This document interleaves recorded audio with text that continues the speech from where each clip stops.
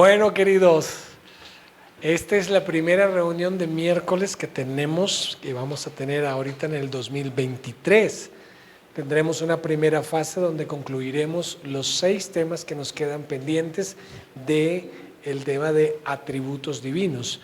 Y hoy, bueno, no voy a tocar este tema, no vamos a trabajar, pero sí quiero hacer una introducción que me parece bien válida para todo lo que tiene que ver con este espacio de escuela bíblica que llamamos los miércoles, que es el tiempo, el servicio de estudio bíblico, donde tenemos la oportunidad de ubicar temas muy concretos, muy profundos, temas que muy propiamente se enseñan en las instituciones bíblicas, y hemos querido que ese sea un espacio también de nuestro crecimiento de fe, de nuestro crecimiento doctrinal. Así que gracias por estar aquí, por aprovechar este espacio, por enriquecerse. Hoy yo quiero hablar de un tema bien interesante.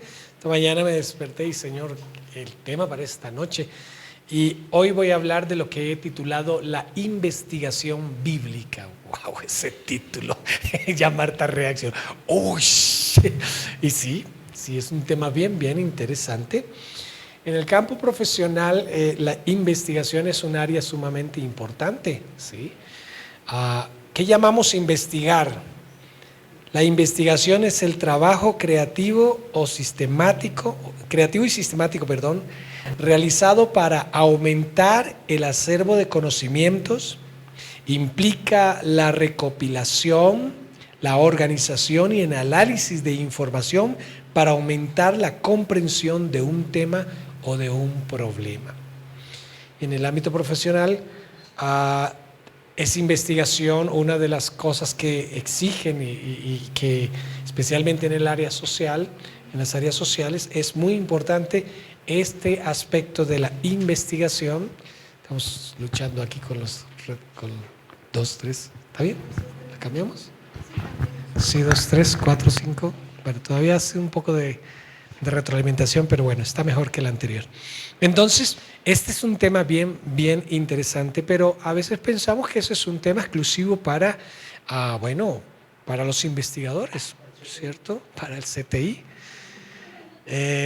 para aquellas mujeres celosas que quieren asegurarse de si sus maridos, o aquellos hombres celosos que quieren asegurarse si sus maridos o si sus mujeres, están siendo infieles, entonces les contratan un investigador privado. Y bueno, los investigadores privados que trabajan en esta serie, en este aspecto, dicen que son más las mujeres que contratan que los hombres que contratan al investigador, y que las mujeres tienen más información para darle al investigador, para contratarlo, que lo que los hombres dan a los investigadores para este tipo de investigación. Pero no, la investigación no se limita a averiguar y sondear sobre los actos o las vidas de las personas. La investigación en la Biblia tiene otros enfoques. Y voy a mencionar 7 aspectos de la investigación en la Biblia. Y el primero de ellos es: la investigación permite obtener un diagnóstico. La investigación permite obtener un diagnóstico. Cuando tú vas al médico, ¿sí? Pues el médico no sabe ya lo que tienes si tú no le dices algo, ¿verdad? Y él te hace preguntas. La típica pregunta es: ¿qué síntomas tienes? Me duele la cabeza, me da mareo, me duele el oído, me duele el estómago, y cada uno de estos síntomas no son el problema, son síntomas, pero son todos indicadores de que existe un problema. Ahora, el que tú le digas cuáles son los síntomas que estás teniendo le ayuda a él a descartar muchas patologías, muchos diagnósticos, ¿sí? Y centrarse a estos síntomas que me estás describiendo pertenecen prácticamente a 4 patologías distintas, a 4 diagnósticos distintos, así que no estoy seguro. Y él quiere profundizar su investigación para obtener cuál es el preciso diagnóstico. ¿Cómo lo hace? Manda al paciente a hacerse unos exámenes, así que le da una fórmula médica con 3, 4 exámenes, un examen de sangre, un coprológico, no sé, cualquier examen de orina, cualquiera de estos, y va y se los toma. Y cuando regresa el paciente con los resultados del examen, el médico puede decir, ok, de esos 4 diagnósticos que yo suponía, es el tercero de los 4. Aquí se confirma. Y entonces te da una fórmula con 3, 4 nombres de medicamentos en una letra terrible que uno no entiende, pero sí los farmacéuticos sí entienden, y va y uno compra los medicamentos. Eso es una investigación a simple vista, un acto de obtener un diagnóstico. Entonces, si la investigación permite obtener un diagnóstico, en la Biblia encontramos a alguien que investigó para obtener algún diagnóstico. ¿Quién creen? Sí, Nehemías. Nehemías investigó para obtener un diagnóstico. Vamos a orar. Padre, gracias por tu palabra. Permite que haya apertura en nuestro entendimiento, en nuestro corazón, y que tu Espíritu traiga a nuestras mentes, a nuestro espíritu, esta revelación de tu palabra, y que ésta nos fortalezca y nos ayude a crecer, y que nos ayude a desarrollar la disciplina de la investigación bíblica para el crecimiento del conocimiento de ti y de otros ámbitos propios de nuestra labor ministerial. En el nombre de Jesús. Amén. Amén. Nehemías capítulo 1, versos 1 al 3, relata que Nehemías recibió una visita, la visita de su hermano. Nehemías no vive en Jerusalén, Nehemías vive en Susa, capital del imperio de aquella época, que quedaba a 2.600 kilómetros de distancia de Jerusalén. Capítulo 1. Nehemías 1, en el verso 1 leemos así: palabra de Nehemías, hijo de Acalías. Aconteció en el mes de Quisleo, en el año 20, estando yo en Susa, capital del reino, que vino Hanani, uno de mis hermanos, con algunos varones de Judá, y les pregunté por los judíos que habían escapado, que habían quedado de la cautividad, y por Jerusalén, y me dijeron: bueno, el remanente, los que quedan los que quedaron de la cautividad allí en la provincia, están en gran mal y afrenta, y el muro de Jerusalén está derribado y sus puertas quemadas por el fuego. Ahora, Nehemías está tratando de obtener una información. A él le preocupa cómo está la ciudad de Jerusalén y cómo están los habitantes que viven en ella. El imperio predominante de Babilonia particularmente había venido sobre Judá 700 años antes, había venido particularmente sobre Jerusalén, había destruido sus murallas, había hecho bastantes estragos, había quemado las puertas, y después fue pasando el tiempo hasta que llegaron cerca de 70 años después, y Nehemías siente una carga de parte del Señor. Hay algo. ¿Cómo estará la ciudad de Jerusalén? Él no vive en ella, así que no tiene idea de esto. Aprovecha la visita de unos de sus hermanos, y en este acto de la investigación para el diagnóstico hace una doble investigación, una investigación referida y una investigación directa. ¿Qué es la investigación referida? Cuando voy y pregunto a otras personas para obtener la información que necesito. ¿Qué es la investigación directa? Cuando yo mismo incursiono en el campo de investigación y yo extraigo la información de manera directa sin que me la cuente un tercero. Entonces, lo primero que hace Nehemías es una investigación referida. Le pregunta a su hermano. Si algo tiene la investigación es preguntas. Si algo busca la investigación es responder preguntas. ¿Cuál fue la pregunta que hizo Nehemías entonces para su investigación referida? Se la hace a su hermano y le pregunta esto. Le preguntó por los judíos que habían escapado, que habían quedado de la cautividad, y por Jerusalén.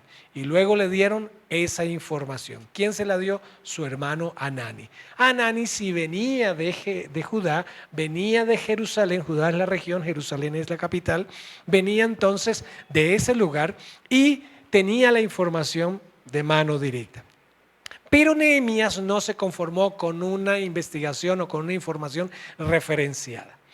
El relato de todo capítulo 1, él se sintió mal con esto, ayunó, oró, lloró, habló al Señor, Dios le dio gracia, habló con el rey le suministró algunas autorizaciones, incluso le dio algunos recursos para que pudiera hacer el proyecto de restaurar la ciudad de Jerusalén, particularmente los muros y las puertas. Así que se fue, pero en el capítulo 2, versos 11 al 17, Nehemías no llega allí para actuar inmediatamente porque ya tiene el diagnóstico. No, Nehemías tiene una información referida, se la dio un tercero. ¿Habrá sido cierta la información que su hermano Hanani le dio? ¿Quién sabe? No está seguro.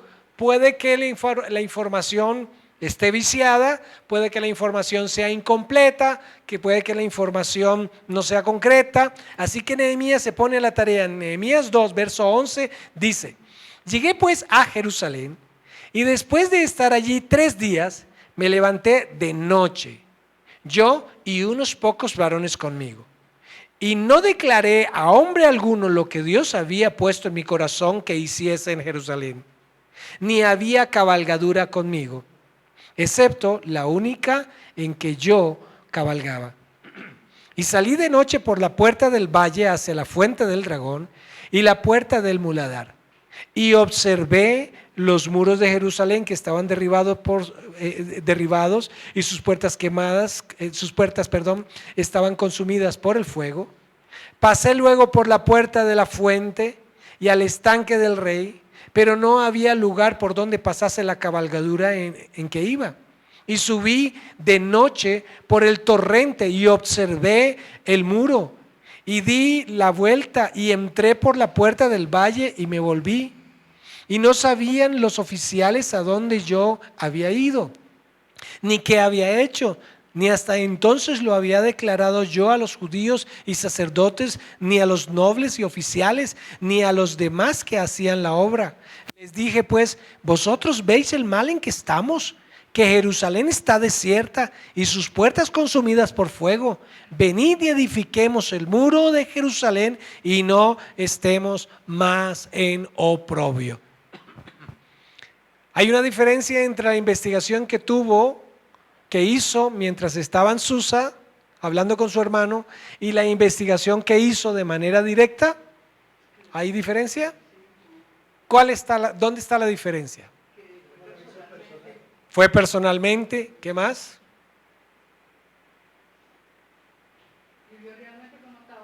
Ajá. Observó con sus propios ojos. Varias veces repite la expresión observé, vi. Es decir, aplicó los sentidos en el objeto de su investigación. Fue de noche. Bueno, uno dice, de noche, ¿por qué va de noche? El tema es que iba a ser algo. El proyecto iba a tener muchísimos enemigos. El proyecto de momento era clandestino.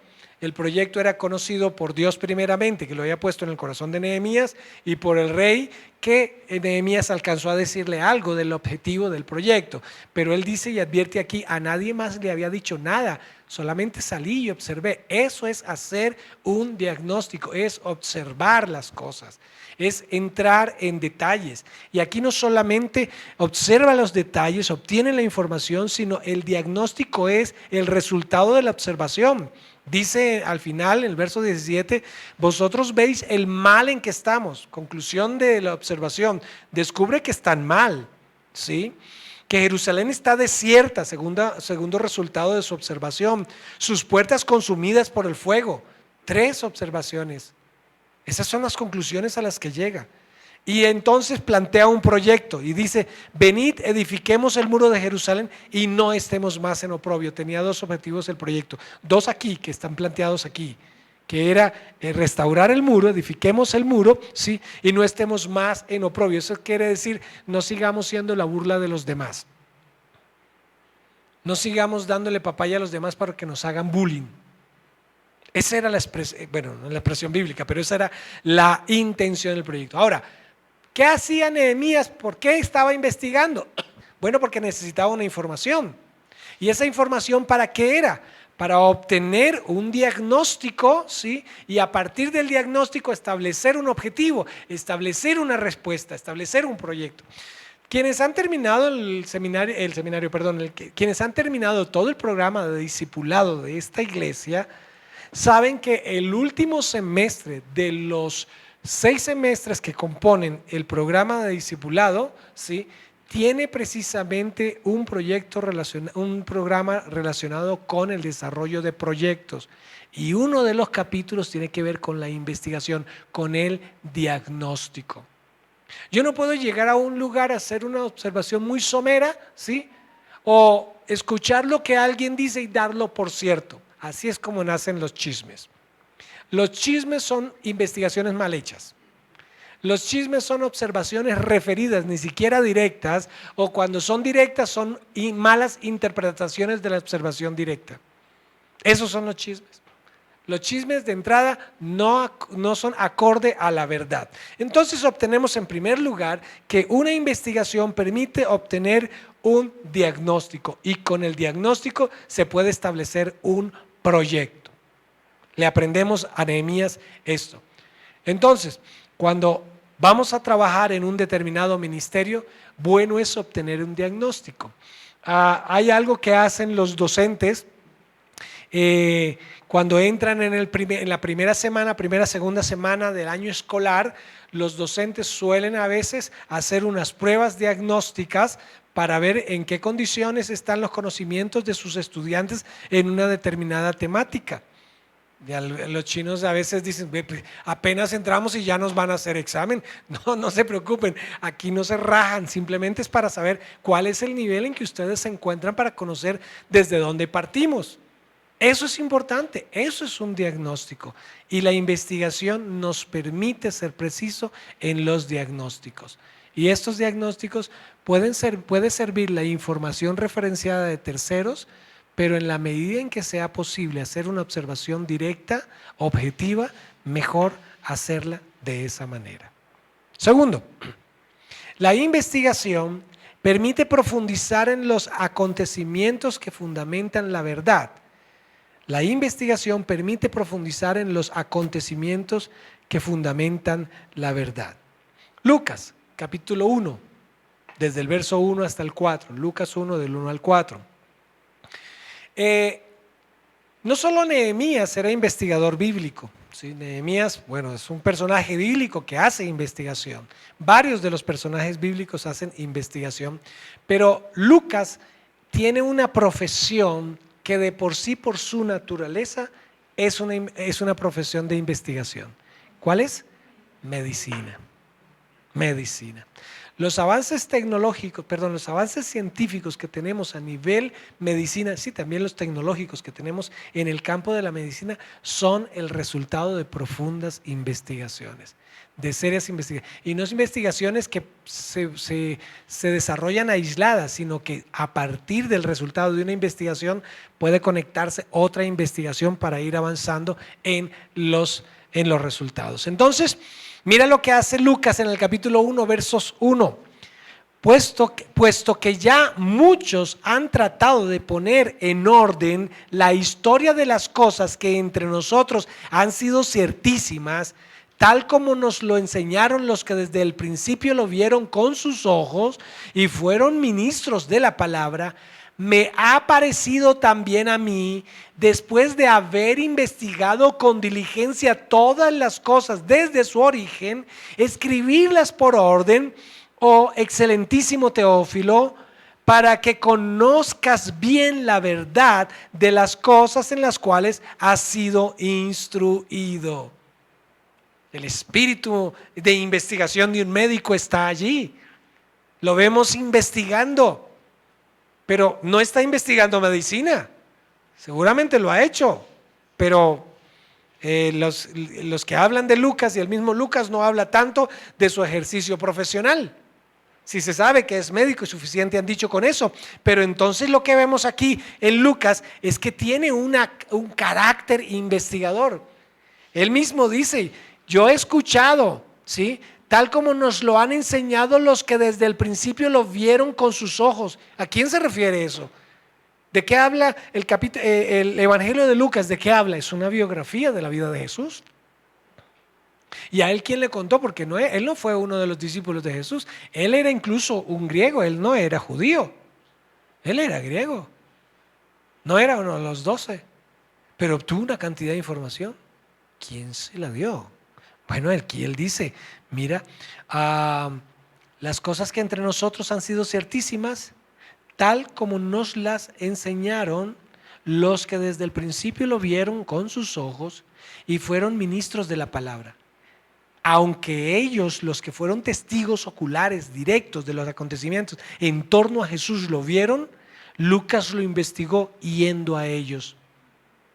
Lucas lo investigó escuchándolos a ellos. Me ha parecido también a mí, después de haber investigado con diligencia, esta es una palabra clave en el proceso de la investigación, investigado con diligencia. Cuando no hay diligencia en la investigación, podemos tener una información incompleta. De ahí salen herejías, salen chismes. Haber investigado con diligencia las cosas que desde su origen, haber investigado con diligencia todas las cosas desde su origen, escribírtelas por orden, oh excelentísimo, con una intención. ¿Y para qué? Bueno, pues para que conozcas bien la verdad de las cosas en las cuales has sido instruido. Te lo han enseñado. Quiero decirte, mi querido Teófilo, que yo también lo investigué y puedo decirte que es la verdad, tal como te lo han dicho. Yo también lo investigué y eso corrobora la verdad. Por eso lo que hemos dicho en el segundo punto es: la investigación permite profundizar en los acontecimientos que fundamentan la verdad. Cuando te dicen algo de alguien y tú conoces a ese alguien y tú dices, no lo puedo creer, ¿me estás diciendo que ese alguien hizo eso? No lo puedo creer. ¿Y tú cómo lo sabes? Cuando tú ya empiezas a hacer esa pregunta, ya estás haciendo una investigación. Tienes una duda. Te están diciendo algo de alguien que no crees que ese alguien lo haya hecho. Así que necesitas corroborar la verdad. Ahora, si la información la recibiste de un enemigo de esa persona, pues tendrás más dudas de la información. Espérate un momentico, mira, ¿sabes qué? No te lo puedo creer, perdóname, déjalo así. Yo prefiero preguntar a alguien que me inspire la suficiente confianza de que me está diciendo la verdad y que también conozca la información. O, mejor todavía, me voy directamente, si es posible, a la persona. Oye, me han dicho esto de ti. ¿Quién te dijo eso? Fulano de tal. Está mintiendo. Eso lo interpretó mal. Es parecido, pero fue esto y esto. Entonces quise confirmar la verdad. Para eso hice preguntas y fui a las fuentes claras. Lucas fue a fuentes. Lucas reúne la información. Lucas es un investigador que reúne la información de las fuentes saludables. Y cuando tú lees Lucas, lees Mateo y lees Marco, vas a descubrir un fenómeno interesante, que los tres en su contenido se parecen muchísimo y por eso se denominan evangelios sinópticos, que significa que están relatados desde la misma óptica. Mateo era discípulo de Jesús. Marcos era discípulo de Pedro. Juan Marcos recibió todo el relato de Pedro, ¿sí? Porque Pablo no estuvo tan cerca a los acontecimientos relacionados con Jesús, él también los recibió por referencia. Y tenemos al mismo Lucas, que era un médico griego, y ahí hay 3 evangelios. Mateo, siendo judío y siendo discípulo de Jesús, escribe enfocando su evangelio hacia los judíos. Marcos escribe su evangelio enfocando el mensaje hacia los romanos. Lucas, que es griego, escribe su mensaje enfocando a su propia generación, a su propia cultura, a su propia nacionalidad, a griegos. Así que Mateo presenta la vida de Jesús como el rey. Marcos presenta la vida de Jesús como el siervo de Dios. Y Lucas presenta la vida de Jesús como el hombre perfecto, como el Dios hombre. Y Juan de alguna manera compendia las tres versiones, pero presenta otra perspectiva más sublime de Jesús, más profunda, que es Jesús como Dios. Ahí tenemos los 4 relatos bíblicos. Ahora, Juan y Mateo son discípulos de Jesús, fueron testigos. Marcos no era propiamente un discípulo de Dios, pero fue testigo, fue uno de los chicos que estuvieron cerca de Jesús. Él era sobrino de Bernabé. Muy probablemente Jesús estuvo en casa de la mamá de Marcos, que también parece se llamaba María.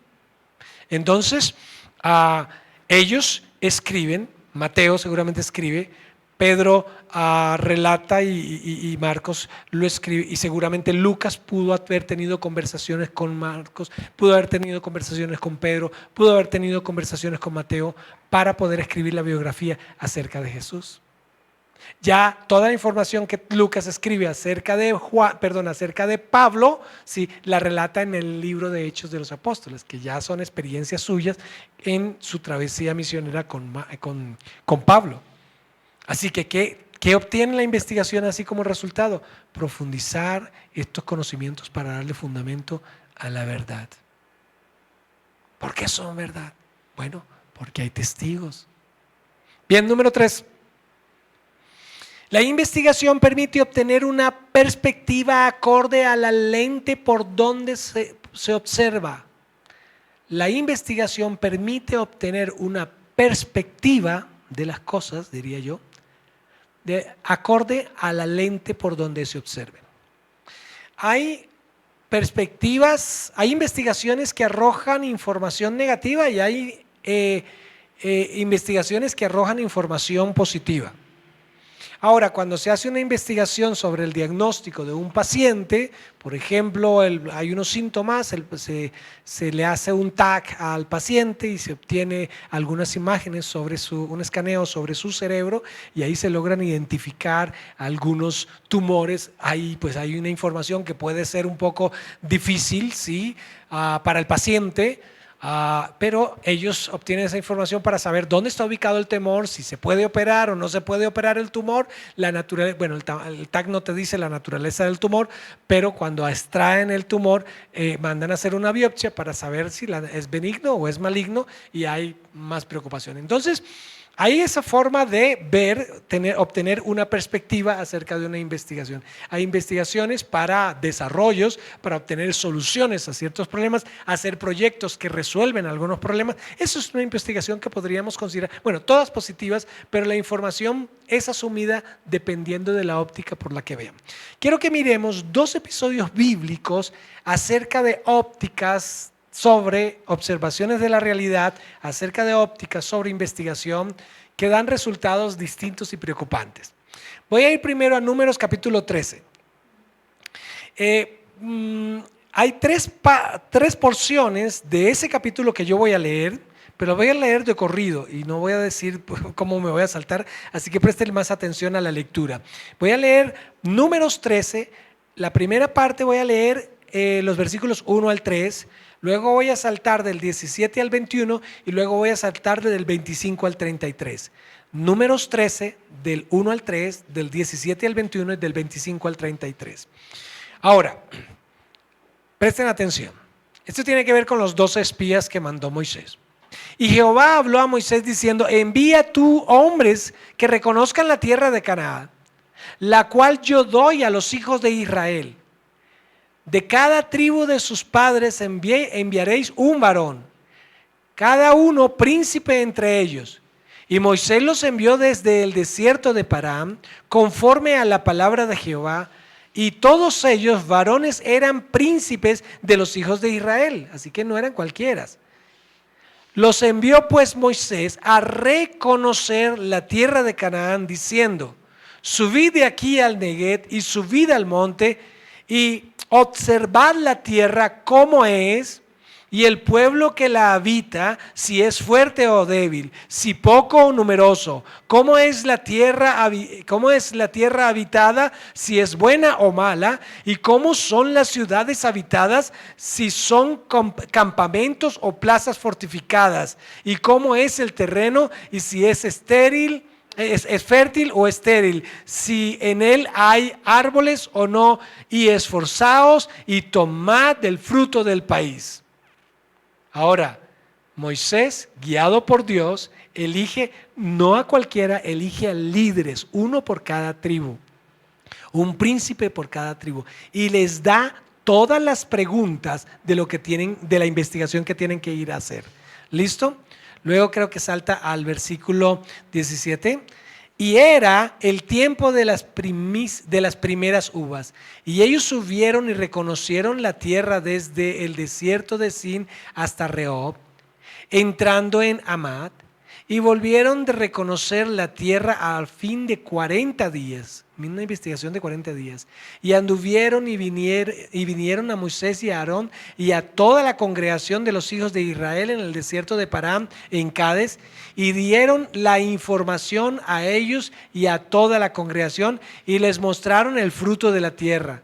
Y les contaron diciendo: nosotros llegamos a la tierra a la cual nos enviaste, la que ciertamente fluye leche y miel, y este es el fruto de ella. Mas el pueblo que habita en aquella tierra es fuerte, y las ciudades muy grandes y fortificadas, y también vimos allí a los hijos de Anac. Amalec habita el Neguet, y el Eteo, el Jebuseo y el Amorreo habitan en el monte, y el el cananeo habita junto al mar y la ribera del Jordán. Entonces Caleb hizo callar al pueblo delante de Moisés y dijo: subamos luego y tomemos posesión de ella, porque más poderosos nosotros que ellos, mas los varones, salté al 25, del 25 en adelante. Mas los varones que subieron con él dijeron: no podremos subir contra aquel pueblo, porque es más fuerte que nosotros. Y hablaron mal entre los hijos de Israel de la tierra que habían reconocido, diciendo: la tierra por donde pasamos para reconocerla es tierra que traga a sus moradores, y todo el pueblo que vimos en medio de ella son hombres de gran estatura. También vimos allí gigantes, hijos de Anac, raza de gigantes, y éramos nosotros, a nuestro parecer, como langostas, y así les parecíamos a ellos. ¿Hubo una investigación? Sí. ¿Eligieron un liderazgo? Sí. ¿Les dieron unas pautas de investigación? Sí. ¿Les dieron suficiente tiempo para la investigación? Sí. ¿Les dijeron hacia qué regiones deberían ir para investigar? Sí. ¿Obtuvieron la información? Sí. ¿Tenían todos la misma información? Sí.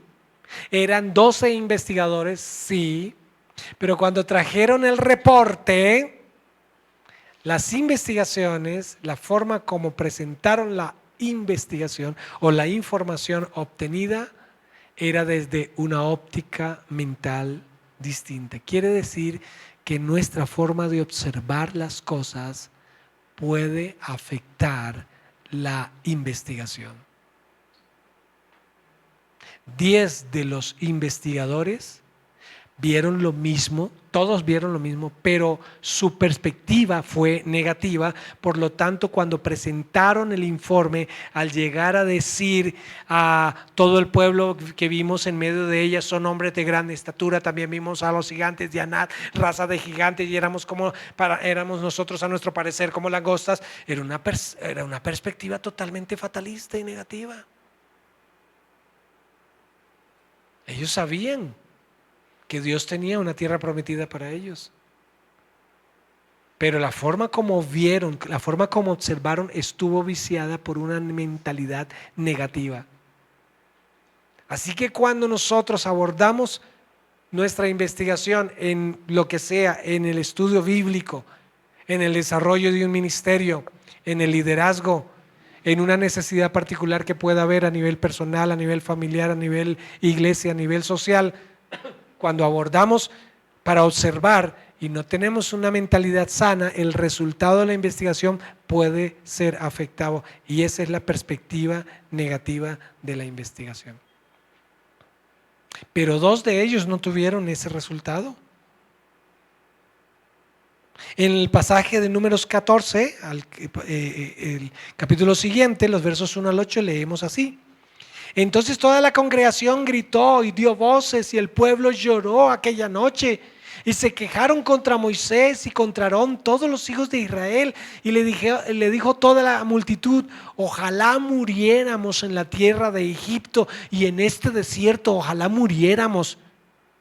¿Y por qué nos trae Jehová a esta tierra para caer a espada, y que nuestras mujeres, nuestros hijos sean por presa? ¿No nos sería mejor volvernos a Egipto? Y decían el uno al otro, Designemos un capitán y volvamos a Egipto. Entonces Moisés y Aarón se postraron sobre sus rostros delante de toda la multitud de la congregación de los hijos de Israel. Y Josué, hijo de Nun, y Caleb, hijo de Jefone, que eran de los que habían reconocido la tierra, rompieron sus vestidos y hablaron a toda la congregación de los hijos de Israel diciendo: la tierra por donde pasamos para reconocerla es tierra en gran manera buena. Si Jehová se agradare de nosotros, Él nos llevará a esta tierra y nos la entregará, tierra que fluye leche y miel. Si notas la perspectiva positiva, 10 trajeron una perspectiva negativa, 2 trajeron una perspectiva positiva, pero la investigación era la misma, vieron lo mismo. Así que cuando vieron los gigantes de Anat, el grupo de los 10 dijeron: uy, nosotros somos como langostas ante ellos, somos como insectos que ellos nos pueden pisar. Esa fue su perspectiva, esa fue su lectura de la realidad. Caleb y Moisés dijo: esos son gigantes, pero Dios nos da la victoria sobre ellos. ¿Qué otra? Josué y Caleb, qué perspectiva tan maravillosa. Así que nuestra fe puede alterar la perspectiva como vemos las cosas, sí. Cuando vemos personas con un lenguaje tan pesimista, tan negativo, con un actuar tan de pobrecito, tan lastimero, uno puede ver que su perspectiva de la realidad, ¿sí?, es una perspectiva viciada por su falta de fe, por sus temores, por sus angustias. Se siente derrotada, se siente impotente, se siente frustrada, no soy capaz, es negativa y prefiere devolverse a una condición de confort, aunque sea una condición mala. Eso fue lo que le pasó. Mira que la propuesta era elegir un capitán y devolverse a la tierra de Egipto. Esto es Números, ya había pasado muchas cosas. Devolverse era ir al nivel de cero. Josué y Caleb tenían otra mentalidad, una mentalidad de guerreros. Esto que sucedió aquí, la forma como ellos hicieron sus observaciones, vició el resultado de la investigación, y como lamentablemente 10 son más que 2, se vieron más influidos, se angustiaron más. La reacción del pueblo fue más influenciada por la negatividad de los 10 que por el optimismo y la fe de Caleb y Josué. Qué triste eso. Ahí tenemos otra investigación. ¿Cómo observamos las cosas? ¿Desde qué lentes estamos observando las cosas? Si yo voy con pesimismo a hacer una investigación, mi pesimismo va a alterar la información, mi perspectiva para ver las cosas. Entonces tengo que aprender a tener la perspectiva de Dios para ver las cosas como realmente son. Número 4. La investigación permite obtener una evaluación para un proyecto. Una evaluación para un proyecto. Vamos a leer Josué capítulo 2, el verso 1 y los versos 23 y 24. Dice así Josué 2. Josué, hijo de Nun, envió desde Sitín 2 espías secretamente, diciéndoles: andad, recorred la tierra y a Jericó. Y ellos fueron y entraron en casa de una ramera. No, esa ya es más adelante. Entonces, ¿qué hace Josué? Esto es mucho tiempo después. Estoy en Josué. Lo que leímos anteriormente era Números. Sucedió con la generación que salió de la tierra de Egipto, con esa generación a la que Dios le prometió darles la tierra de Canaán. Por causa de su incredulidad, Dios decidió no dejar que esa generación que no le creyó a Dios pasara a la tierra de Canaán, y por eso duraron 40 años en el desierto.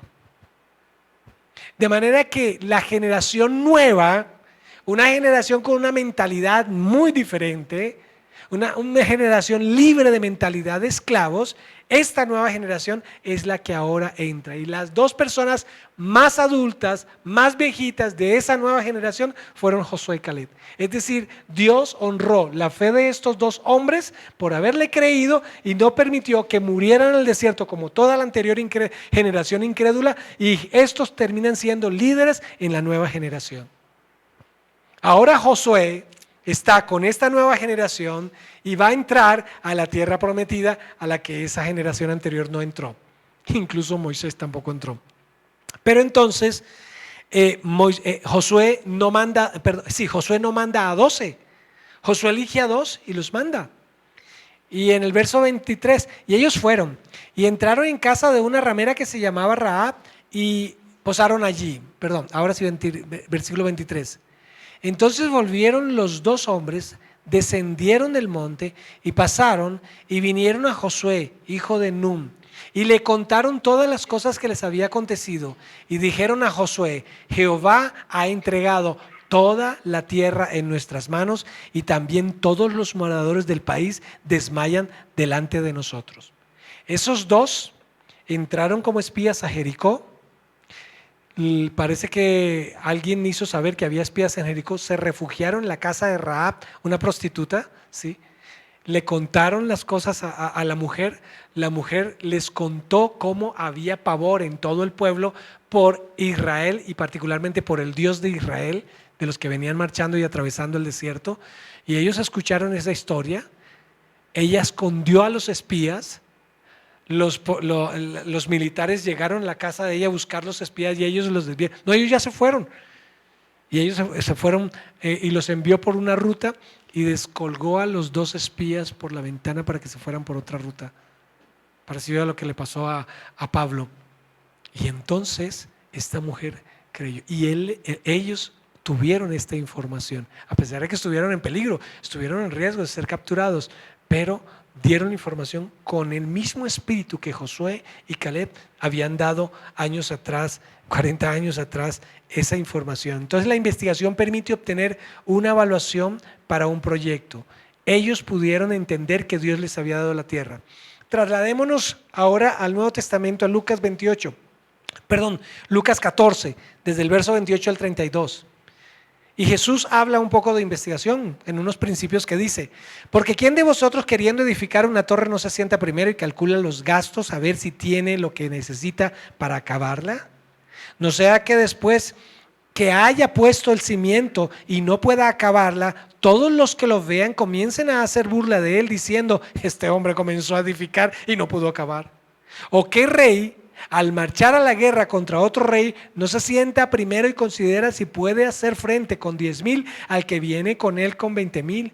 Y si no puede, cuando el otro está todavía lejos, le envía una embajada y le pide condiciones de paz. Eso era Lucas 14, 28 al 32.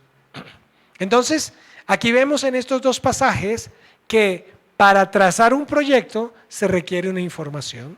Jesús está diciendo, tanto para el que edifica la torre como para el que va a enfrentar un ejército de 20,000 con solo 10,000, dice: lo primero que tienen que hacer es sentarse y considerar.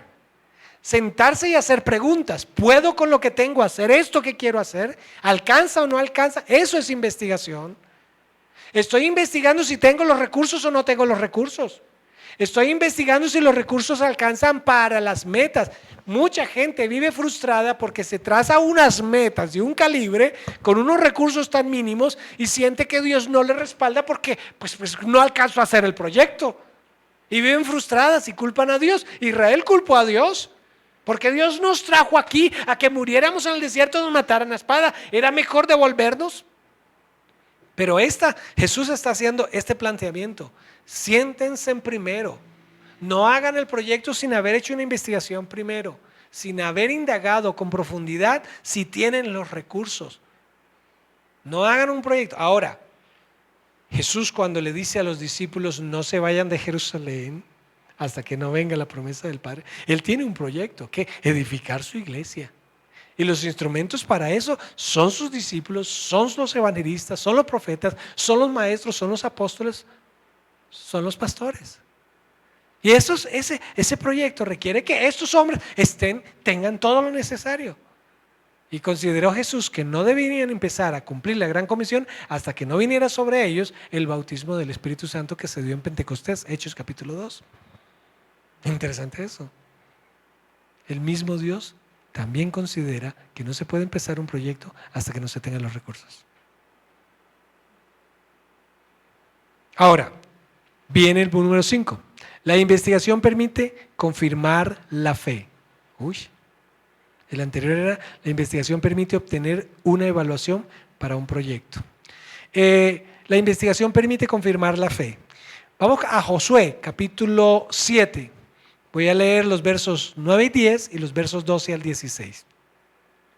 Dice así: aconteció que aquella noche Jehová dijo: levántate y desciende al campamento, porque yo lo he entregado en tus manos. Y si tienes temor de descender, baja tú con Fura, tu criado, al campamento. Y los madianitas, los amalecitas y los hijos del oriente estaban tendidos en el valle como langostas en multitud, y sus camellos eran innumerables, como la arena que está a la ribera del mar en multitud. Cuando llegó Gedeón, he aquí que un hombre estaba contando a su compañero un sueño, diciendo: he aquí yo soñé, salté al 12, he aquí yo soñé un sueño. Veía un pan de cebada que rodaba hasta el campamento de Madián, y llegó a la tienda y la golpeó de tal manera que cayó, y la trastornó de arriba a abajo, y la tienda cayó. Y su compañero respondió y dijo: esto no es otra cosa sino la espada de Gedeón, hijo de Joás, varón de Israel. Dios ha entregado en sus manos a los madianitas con todo el campamento. Cuando Gedeón oyó el relato del sueño y su interpretación, adoró. Y vuelto al campamento de Israel, dijo: levantaos, porque Jehová ha entregado el campamento de Madián en nuestras manos. Y repartiendo los 300 hombres en tres escuadrones, dio a todos ellos trompetas en sus manos, cántaros vacíos con las teas ardientes dentro de los cántaros. Si estudian todo el capítulo de Jueces, particularmente el capítulo 7 de Jueces, van a encontrar que Gedeón es un personaje muy inseguro, es un personaje muy temeroso. Jueces. Es una persona muy insegura. Si dije Josué, perdóneme, es Jueces 7 del 9 al 10 y del 12 al 16. Pero nadie me lo aclaró. Todas allí. En Josué 7, bueno, era Josué 7 del 9 al 10 y del 12 al 16. Y vuelvo y la embarro. Era jueces. Cuando lees capítulo 7 de Jueces, te vas a encontrar con un Gedeón lleno de temores. Un Gedeón que se mueve de manera clandestina.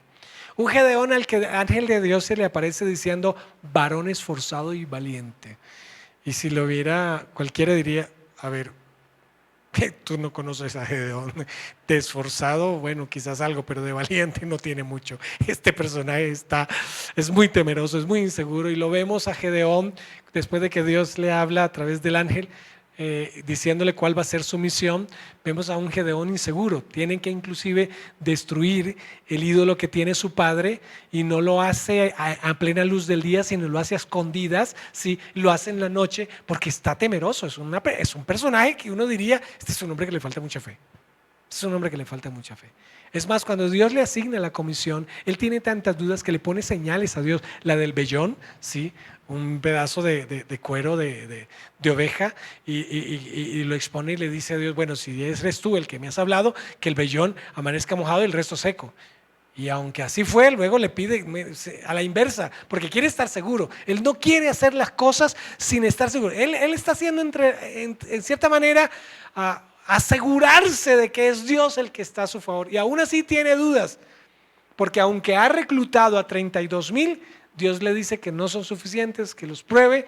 Le descarta 22,000 y le quedan 10,000 y con esos Dios le dice que aún es mucho, que también los pruebe. Así que los primeros fueron probados diciendo el que tenga temor devuélvase a su casa, y se le fueron 32,000. Le quedaron 10,000 y Dios los prueba y le dice, mire, ¿sabes qué? Llévalas a tomar agua y el que ponga las 4 extremidades sobre la tierra para beber el agua como un perrito, pues sácalo de ahí, no sirve. Y la cantidad que le quedó fueron solamente 300.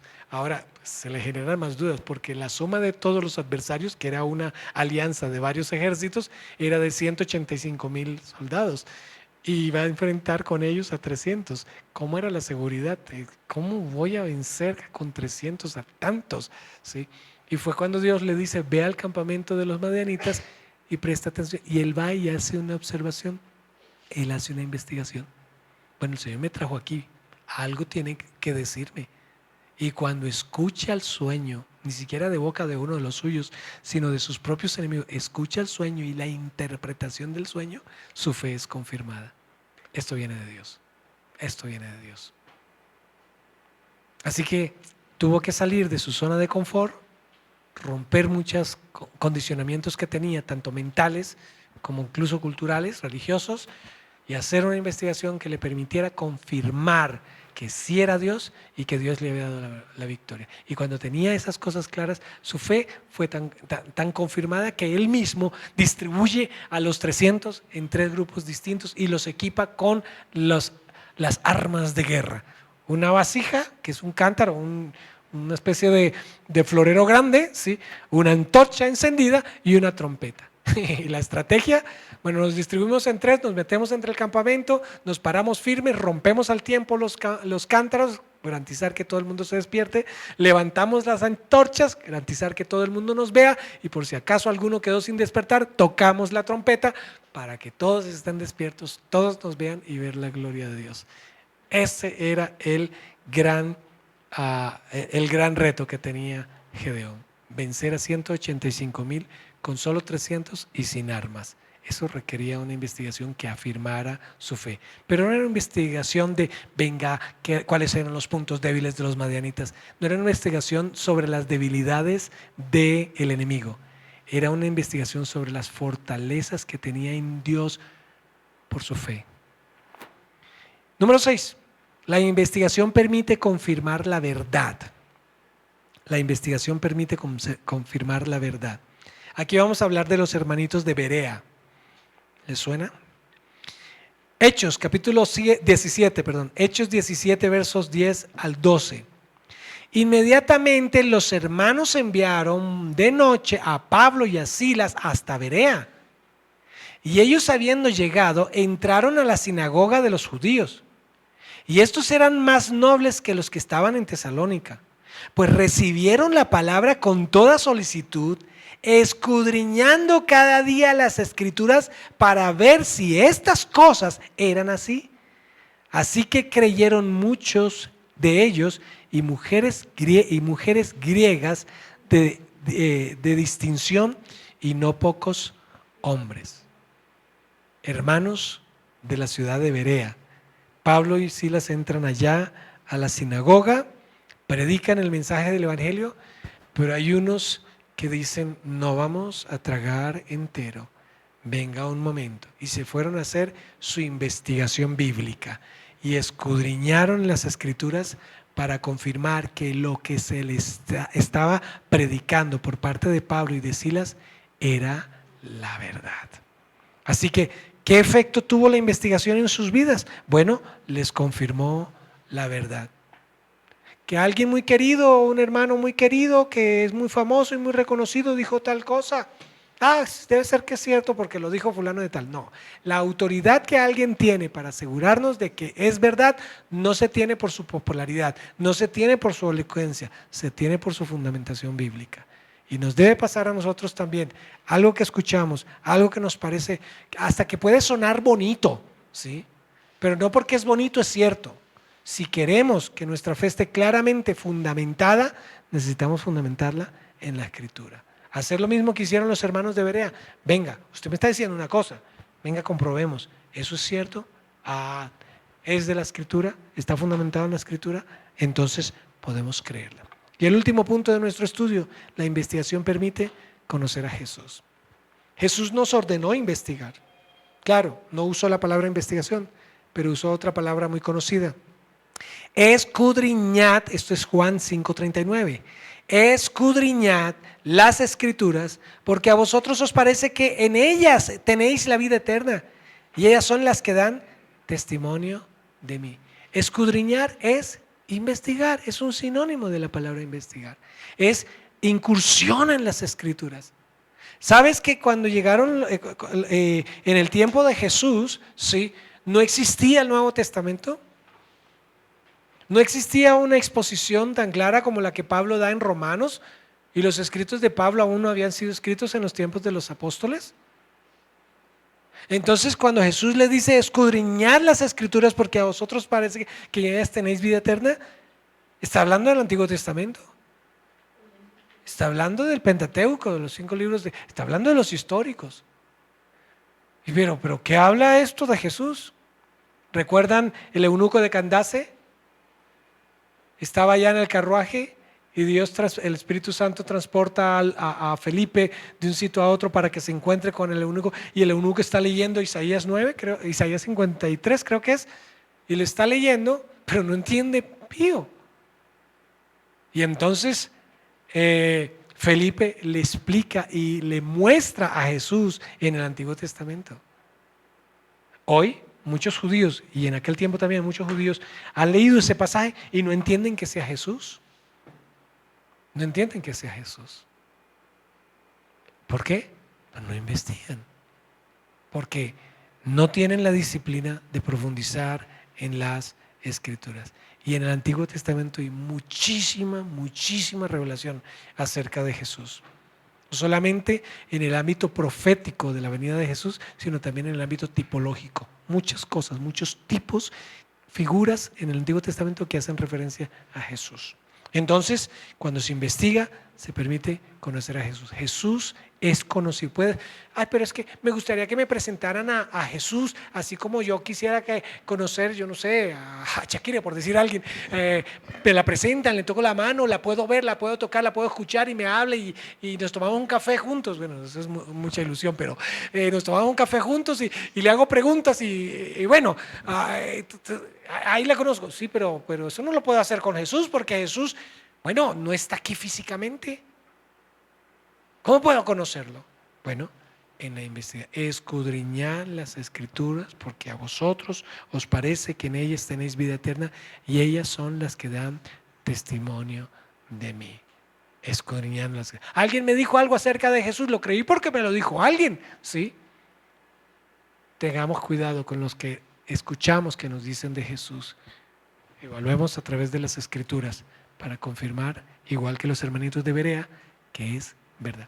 En síntesis, entonces, la investigación permite obtener un diagnóstico que puede, y está sujeto a la perspectiva que tengamos, que puede haber, investigación referida o investigación directa. La investigación permite profundizar en los acontecimientos que fundamentan la verdad. La investigación permite obtener una perspectiva acorde a la lente por donde se observe.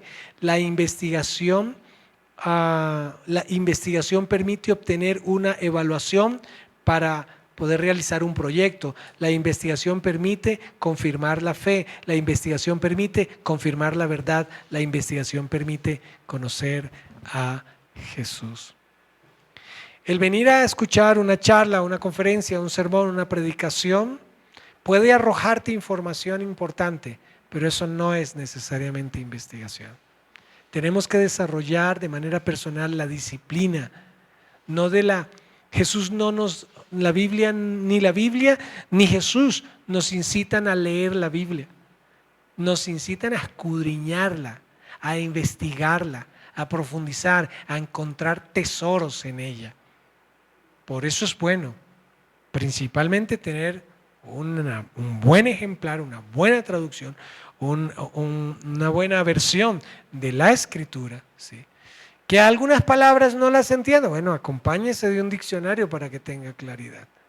Que algunos pasajes son de una profundidad que no me queda claro, bueno, primero trate de depender de la dirección del Señor para su comprensión, y puede apoyarse ¿sí? En una versión más actualizada quizás en cuanto al lenguaje se refiere, o puede apoyarse en un comentarista bíblico, pero no dependa del comentarista bíblico primero.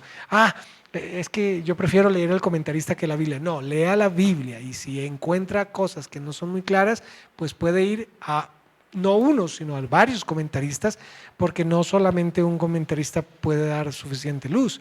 Así que eso es investigación bíblica, que nos permite conocer la verdad, afirmar la fe. Oremos. Padre, gracias por tu palabra.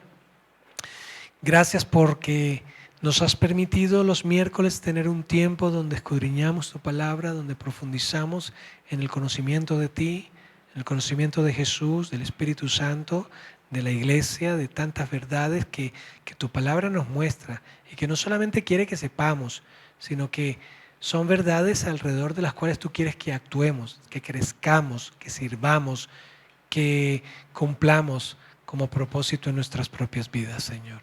Ayúdanos en este año, durante todos estos miércoles, a seguir desarrollando esta disciplina del estudio bíblico, de crecer, de no solamente escuchar estas verdades aquí en nuestra reunión de los miércoles, sino que también podamos tener la disciplina de escudriñar nosotros, guiados por tu Espíritu, las Escrituras y aprender más y crecer más, no solamente en función de enseñar a otros, sino de crecer nosotros también en nuestra fe y en el conocimiento de la verdad, Señor.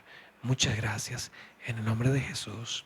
Amén y amén. ¿Alguien está presidiendo? Tercita.